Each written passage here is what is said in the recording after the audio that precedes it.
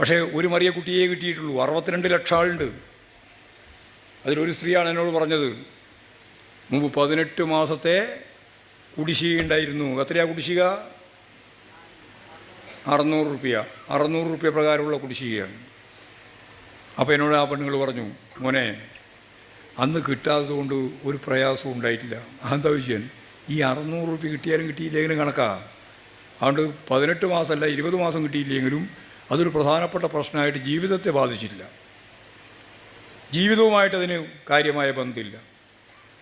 നിങ്ങൾ ഇടതുപക്ഷ മുന്നണി ഗവൺമെൻറ് ഒന്നും 1000 ആക്കി വർദ്ധിപ്പിച്ചു. പെണ്ണുങ്ങൾ കണക്കുകൂടി എന്നോട് പറഞ്ഞു, ഞങ്ങൾക്ക് 75,000 ഉറുപ്പ്യ കിട്ടി അധികം. നിങ്ങൾ ആരെങ്കിലും കണക്കുകൂട്ടിയിട്ടുണ്ടോ? ആ പെണ്ണുങ്ങൾ എന്നോട് പറഞ്ഞു. അപ്പോഴാണ് ഞാനും കണക്കുകൂട്ടുന്നത്. 75,000 ഉറുപ്പ്യ എനിക്ക് അധികം കിട്ടി. ഈ ഗവൺമെൻറ് പണമില്ല, ഞങ്ങൾക്കറിയാം.